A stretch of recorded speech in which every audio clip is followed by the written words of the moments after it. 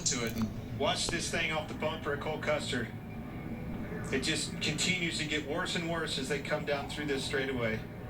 Starts there, starts dancing around across the front bumper. Some more here, gets crossed up. Rest is history. There it goes. Now watch the 60 car, Priest. Bam! Yeah, you saw the... Gets up on the... That's wild. I've never seen a car do that. That shows how fast they go. And they pile up behind him. This is from Eric Jones.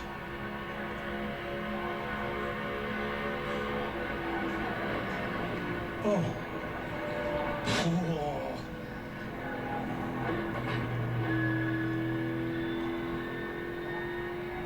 You think these guys aren't tough?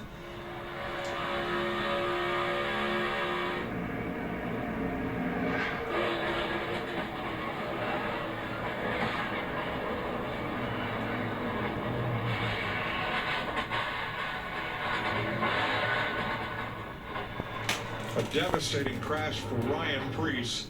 An incredible camera work by our Fox crew. I'm so glad to see that window net down and him be able to get out of that thing. Whew, that's scary.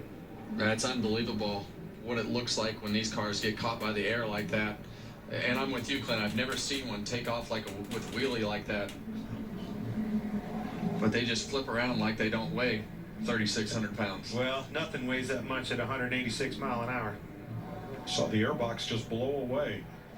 The right front tucked up underneath the A-post there. Car did its job, though. And he walked away. So many safety enhancements in these race cars. So that will likely send us to overtime. It happens on lap 196. Who's left?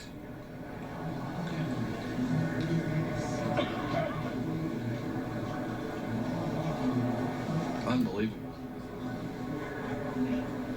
We saw the side of that car face the wind, and the roof flaps had not yet come up, and that creates that pressure differential between air over the car and under the car that sends it tumbling. Well, just like we said, though, I've never seen a car wheelie like that. The roof flaps won't work.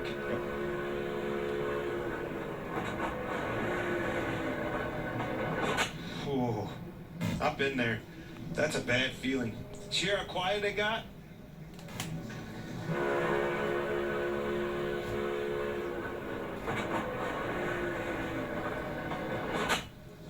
Now you see him tuck his head right there. Looking back at Cole Custer and Christopher Bell.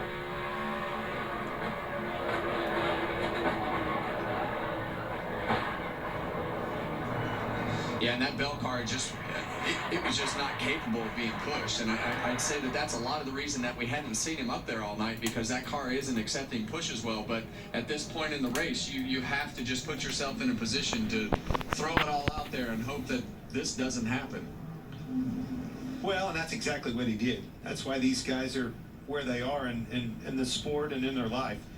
So they do not give up, and they go for it. Priest got all that air under the nose, and you're right, it looked like it was going to just take off straight ahead.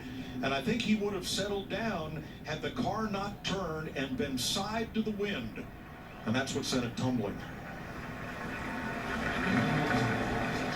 Those shots when that car lands right there, I know we're in slow motion right now, but the impact that goes through your back and spine and neck, and especially when you can't see what direction the next hit is coming from to brace yourself.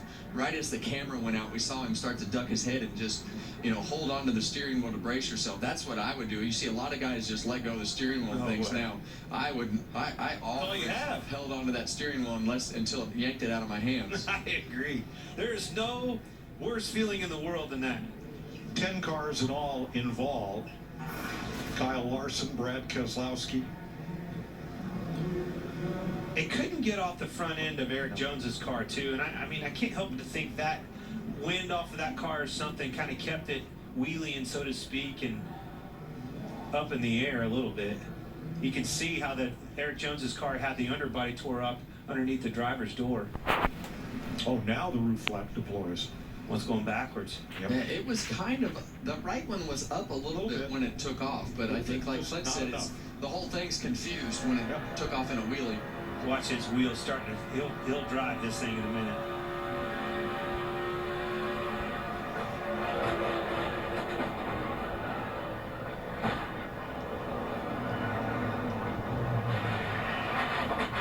I like his strategy. Hold on to the wheel. With your thumbs out of the spokes. Yeah, and every time you get hit like that, it's like a full impact whiplash. And a lot of times, in this car, it happens so fast that you hit the extensions on the Hans bottoms out, you go backwards, slap your head against the back of the seat, and it happens so quick inside the car that you can't control your head.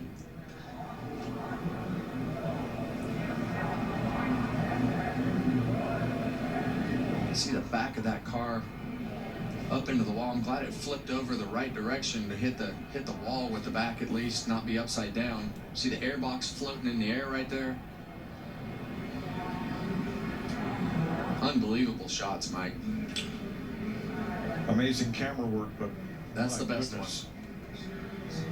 What Ryan Preece has been through, you would excuse him if he would decide never to come back to Daytona, but that's not Ryan Preece.